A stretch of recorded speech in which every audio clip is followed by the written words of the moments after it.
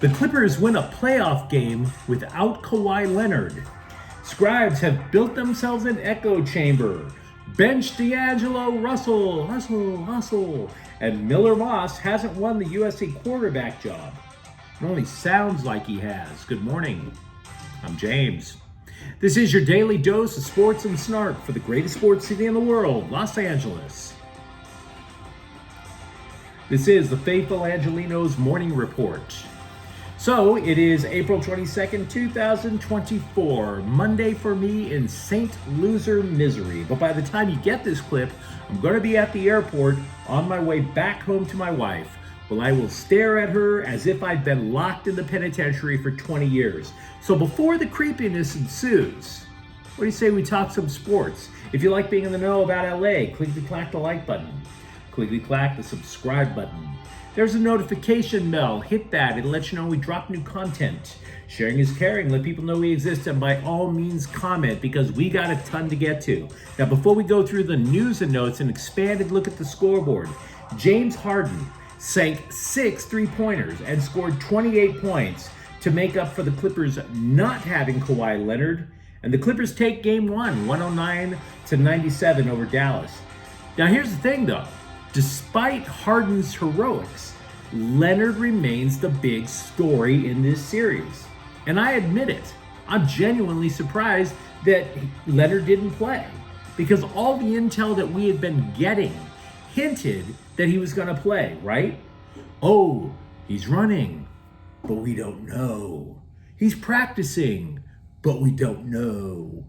He received an ejection, but we don't know. He's even in high contact practice, but we still don't know. Come on. It sounded like we were being played, right? I admit it. I called it wrong, but it sounded like we were being played. Now, this flips the script completely, because if Leonard is not able to play, doesn't it make you think that if he's not playing in game 1, maybe he can't play, period? If that is the case, if it's the case, I still say Dallas has a big advantage in this series. I'm not saying the Clippers don't have a chance. They obviously do. They won game 1. Because here's the thing. Nobody could stop either Luka Doncic or Kyrie Irving yesterday. Both scored more than 30 points. So how did the Clippers do it? Well, they were extremely physical. They muscled up on Dallas. And Dallas admitted after the game, they weren't ready for it. That's the Mavericks' fault. When you don't have the talent level, when you lose arguably your best player in Kawhi Leonard, you have to instead knock the other team off their game. And credit the Clippers for doing it, absolutely. But if Leonard isn't playing, and the Mavericks can get just one more guy to rise above the chippiness and contribute in a worthwhile way, and they can't stop Kyrie or Doncic. Anyway, game 2 is Tuesday, and that's the memo. Meanwhile, the Dodgers salvage a game in a series they had already lost and in an otherwise terrible homestand. They beat the daylights out of the Mets 10-0. Andy Pages launched his first major league home run and drove in 3 runs. Shohei Ohtani hit his 5th home run. The Dodgers still lead the NL West. Galaxy 4, San Jose 3. 4 different players scored for the Western Conference leaders, including all 3 of the so-called killer Ps: Joseph Paintsil, Gabriel Peck, Ricky Puig. But their defensive depth was tested, and that defensive depth damn near got an F-. It was so bad. Angel City FC 2, North Carolina 1. Claire Emsley scored twice. Angel City survived a 15-shot onslaught from North Carolina. Meanwhile, today, the Lakers are at Denver at 7. Denver holds a 1-0 advantage in the best-of-7 series. And here's a frustrating little stat. Among the other frustrating little stats from Game 1, only 1 bench player scored for the Lakers. Kings at Edmonton at 7 o'clock, game 1 of the first round of the Stanley Cup playoffs. Now, we spoke in more depth about the series yesterday. Check out that clip for the analysis. The Oilers' Evander Kane is dealing with a sports hernia. Now, what do you say we get to the news? So, what does D'Angelo Russell deserve after that stink bomb he laid in game one? Because the scribes are acting like sharks, provided those fat bastards could swim in the first place. I was reading a lot of what the scribes had to say, and it was they, not Darvin Ham, they who were calling for Russell to already be benched. Not only that, they were claiming, according to CBS Sports, quote, Darvin Ham can't wait to bench him again, unquote. There was another outlet, quote, Lakers send message on benching D'Angelo Russell after game one, unquote. Only Russell's not getting benched. Ham specifically said so after the game. Quote, D'Lo is a huge reason why we're here in the first place. I'm not going to bail out on my player just because he's missing the shots he normally makes, unquote. So in other words, the scribes say you can't take the coach at his word, which is very, very strange because he's backing his own player. Bananas. But I'm going to come at this from a different perspective. I suggest to you that Ham is understanding that he realizes he has no choice but to play D'Angelo Russell. He would absolutely prefer to have the 5 best defensive guys out there, a defensive presence, 5 men working as one, helping each other out, working off the pick and roll, etc. But he can't get that combo anywhere on this roster. He can't. And he knows this because he tried it in last year's playoffs. But what he can get is Russell neutralizing the points he gives up by shooting the lights out. Only Russell didn't do that in game one. So again, in my opinion, Ham has no choice. Russell simply has to shoot his way out of it. Straight and simple. Meanwhile, we're getting mixed reports on injured center Christian Wood, who hasn't played since Valentine's Day. How romantic, by the way. Hasn't played since Valentine's Day with a knee injury. He is targeting a return for Game 3. This is according to The Athletic. Now, ESPN is reporting that there's no clarity on Wood coming back, period.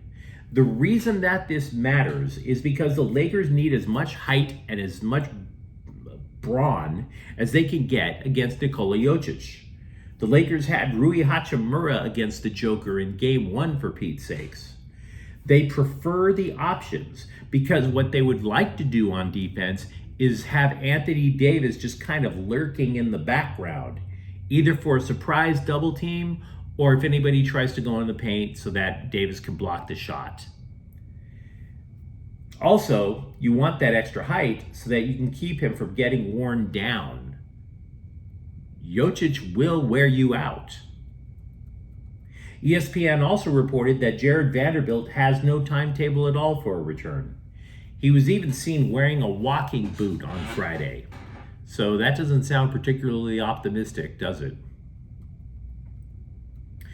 Yesterday, I spent much of the report chatting up USC's secondary in the aftermath of the spring football game.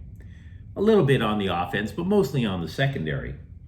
I want to discuss the offense more today and fine-tune a point that I was talking about. I believe that I said yesterday that USC has an issue at right tackle. They probably still do, but depth is an issue for the Trojans' offensive line. In the spring game, though, Saturday, 4 of the names were pretty familiar. So maybe USC has 4 of its 5 offensive linemen already figured out. You had Elijah Page at left tackle, Emmanuel Pregnon at left guard, Jonah Monheim at center, but Mason Murphy at right tackle. Now, Murphy has drawn mixed reviews at right tackle, so maybe they are looking for one. But right guard was the position in question. Alani Noah got the nod in the spring game.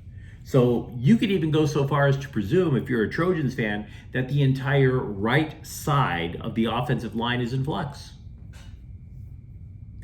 We also have to keep in mind that while you could see the spring game, if you were one of the 2 people who had the Pac-12 network, and by the way, side question, What do you think has more of a following, the Pac-12 network or MySpace?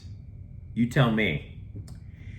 But if you saw the spring game, you might think Miller Moss did not have the same decisiveness, the same conviction, or the same precision that he had in the Holiday Bowl. See, Scribes had very little to go on because spring practices were closed to the press and the public. Everything we have on the quarterback situation is a little murky. Now, Lincoln Riley said Moss, quote, was really lights out the entire spring, unquote. That in practice, Moss has, quote, been awesome. He's really played at a high level. We're in a position right now where we don't have to name a starter. If we played today, it would certainly be Miller, unquote. But notice through all of that, he didn't say Moss had won the job outright. In other words, if Jaden Mayava, who transferred in from UNLV, if he has a great training camp, Moss doesn't have the job locked down. Quote, as for Mayava, quote, you could just see the wires connecting a little bit more, unquote. Now, the reason that I would suggest that Moss does have the job locked up, even though Riley isn't saying it, Moss had a head start on Riley's playbook, years of a head start. But it would behoove Moss to tighten up his act. Every review that we have been talking about from USC's spring game indicated that the secondary absolutely came to play. They added length. They definitely added attitude. The scheme has been simplified with new defensive coordinator DeAnton Lynn. In other words, they looked a lot like UCLA's defense last year without the terrifying pass rush.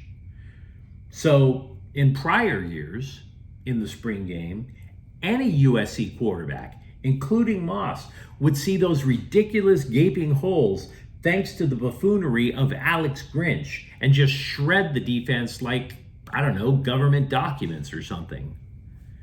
Now the standard has been raised. For both sides, I might add. One other final note on USC. This is a prediction for the season. Under Riley, Caleb Williams was dealing. And what I mean by that is everybody got their touches. They even recruited a Biletnikoff Award winner in Jordan Addison. And you're sitting there thinking, wow, you have him? He might get 150 receptions. But he didn't. Didn't even come close. Because Williams kept dishing the ball to everybody. USC had a really deep receiver room then. But they don't now. So it would not surprise me to just see one receiver just go nuts this year. Now, which one? I'm not sure. But a guess. With an offensive line that might have issues on the right side, it would behoove Moss to get rid of the ball to a relief outlet. Wouldn't that make tight end Deuce Robinson a candidate to be USC's top receiver? Elsewhere at Heritage Hall, Eric Musselman was reported to have been in the office regularly at 5 in the morning so that he could start launching recruiting calls to the East Coast. And can't say that you could blame him. The dude came to USC with an impressive resume and a completely vacant locker room. USC's locker room was a bigger ghost town than a city on the Ukrainian border with Russia. Totally bleeping empty. So the Trojans added 3 more players from the transfer portal over the weekend. Guard Bryce Pope, coming from UC San Diego, and then 2 forwards, St. Thomas from Northern Colorado and Matt Noling from Yale.